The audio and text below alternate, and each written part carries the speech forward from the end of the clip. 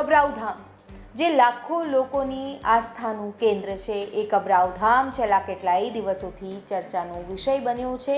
અને ચર્ચા એટલા માટે થઈ રહી છે કારણ કે ત્યાંના સંત મણિધર બાપુના દીકરીનો જે વિવાદ છે એ અત્યારે લાઇમલાઇટમાં છે, ટોક ઓફ ધ ટાઉન છે.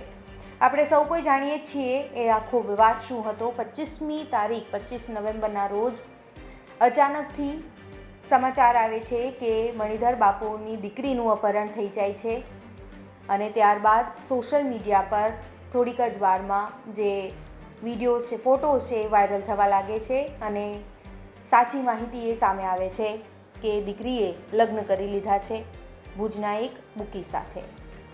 હવે આ મુદ્દામાં રોજે નવા ખુલાસાઓ થઈ રહ્યા છે.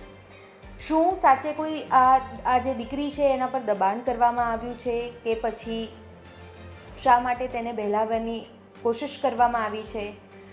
આ તમામ મુદ્દાઓ પર હાલ જે છે બાપુ પૂછપરછ કરી રહ્યા છે. દીકરી પરત આવી ગઈ છે અને હવે દીકરી પરત આવ્યા બાદ બાપુએ મૌન તોડ્યું છે, જેમાં અનેક ખુલાસાઓ થઈ રહ્યા છે.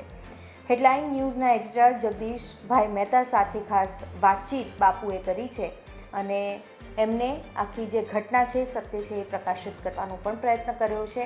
ત્યારે આખી જે કોન્વર્ઝેશન રહી છે, શું રહી છે, બાપુએ શું ખુલાસાઓ કર્યા છે, આ તમામ મુદ્દાઓ પર આ રિપોર્ટમાં વાત કરવાના છીએ. નમસ્કાર, આપ જોઈ રહ્યા છો ગુજરાત તક અને આપની સાથે હું છું સૌમ્યા. કબરાઉ ધામની ચર્ચા અત્યારે ગુજરાતમાં ચારેકોર ચાલી રહી છે.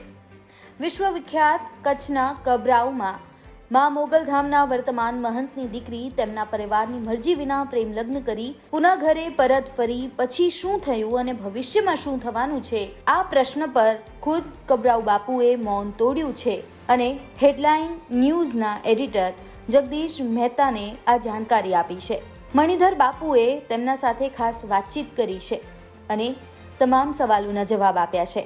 બાપુએ જગદીશભાઈને કહ્યું છે કે બાપુના કોપથી બચવા માં મોગલની બાધા રાખવી પડશે યા તો ક્ષમા આચના કરવી પડશે.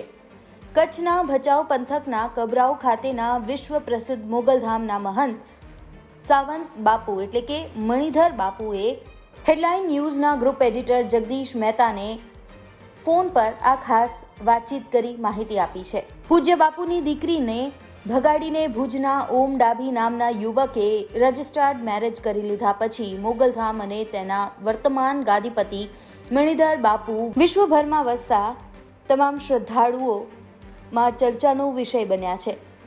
પૂજનીય બાપુએ હેડલાઇન ન્યૂઝને અત્યંત દ્રઢતાપૂર્વક જણાવ્યું છે કે તેમની દીકરીને ભગાડીને લગ્ન કરાવવા પાછળ મસ્ત મોટું ષડયંત્ર છે અને ષડયંત્રકારોએ ઘેની પદાર્થ પીવડાઈને દીકરીને વશમાં કરી લીધી તેવું લાગે છે. મણિધર બાપુએ હેડલાઇન ન્યૂઝના એક પ્રશ્નના ઉત્તરમાં એમ પણ જણાવ્યું કે ઘરના જ ઘાતકી છે જે કોઈ પણ છે. ખેર જે પણ હશે તેનો મોગલધામમાંથી સફાયો કરવામાં આવશે. મોગલધામના મહંતશ્રીએ ચોંકાવનારી વાત જણાવતા કહ્યું હતું કે મા મોગલના આ સાક્ષાત ધામમાં રાજકોટના 9 થી 10 લાખ રૂપિયાની રોકડ ભેટ આવે છે અને હું આના પાઈની ભેટ સોગાદનો સખ્ત વિરોધી છું. મેં મોગલધામના પ્રવેશ દ્વારથી માંડી ગર્ભગૃહ અને સભાગૃહમાં પણ બોર્ડ મૂક્યા છે કે અહીં એક પણ પૈસા ધરાવો નહીં. ભેટ સોગાદ ધરાવનારને પાપ લાગશે. બાપુએ આગળ જણાવ્યું હતું કે આ કારણે જ હું ઘણાને ખટકું છું, એટલે ષડયંત્રકારો ઘણા પ્રપંચ કરી રહ્યા છે. મણિધર બાપુએ કહ્યું છે કે આમ છતાં કોઈની કારી એટલે કે ગરી ફાવે તેમ નથી, કેમ કે મોગલધામમાં લાખો કરોડો ભાવિકોની શ્રદ્ધા છે એ જોડાયેલી છે અને માં મોગલની કૃપા છે. મણિધર બાપુએ વધુ એક પ્રશ્નના ઉત્તરમાં તેમના હિત શત્રુઓને સાફ સંદેશ આપી દીધો છે. મહત્વનું છે કે બાપુએ કહ્યું છે કે હાલમાં દીકરી ઘરે પરત ફરી ચૂકી છે, તેમની પૂછતાછ વગેરે થઈ રહી છે અને ષડયંત્રકારોના નકાબ ખુલી રહ્યા છે. કાયદાને માન આપનાર છીએ. 18 વર્ષની પુખ્ત વયે સંતાને તેના જીવનસાથી પસંદ કરવાનો અધિકાર હોવાનું જે લોકો બંધારણની દુહાઈ આપીને કહી રહ્યા છે તેને બાપુ કહે છે કે હું તેમને પૂછવા માંગુ છું કે બંધારણમાં ક્યાંય નથી લખ્યું કે માવતરના ધોણામાં ધૂળ નાખવાનો સંતાનોને અધિકાર છે. બાપુએ કહ્યું છે કે ઈચ્છિત પાત્ર સાથે લગ્ન ઇત્યાદિનો હક જરૂરી છે, પરંતુ માવતરની સંમતિ લેવાની ફરજ પણ નિભાવવી જોઈએ. 18 વર્ષ પછી માવતર પોતાના સંતાનોને પારકા કઈ રીતે સમજી શકે તેની બંધારણમાં કોઈ ચોખવટ નથી. મણિધર બાપુએ અંતે એમ પણ કહ્યું હતું કે મા મોગલની કૃપાથી ટૂંક સમયમાં બધું જ શાંત થઈ જશે અને તે પછી મા મોગલધામમાં આવશ્યક સાફ સૂફી પણ કરવામાં આવશે. મહત્વનું છે કે બાપુએ તો કહી દીધું છે કે રોજના મને 9 થી 10 લાખ રૂપિયા આવે છે, છતાંય હું આ ભેટ સ્વીકાર નથી કરતો.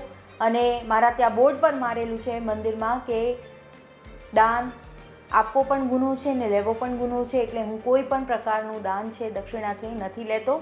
અને કદાચ એટલા માટે જ ઘણા બધા લોકોની આંખોમાં હું ખટકી રહ્યો છું. ખેર, હવે આ મુદ્દા પર અનેક નવા વળાંક છે આવનારા દિવસોમાં આવી શકે છે તેવી આશા અપેક્ષા પણ હાલ સેવાઈ રહી છે. અત્યારે આ રિપોર્ટમાં બસ આટલું જ. ગુજરાતના તમામ મહત્વના સમાચાર જોવા માટે અને જાણવા માટે આપ જોડાયેલા રહો ગુજરાત તક સાથે. નમસ્કાર.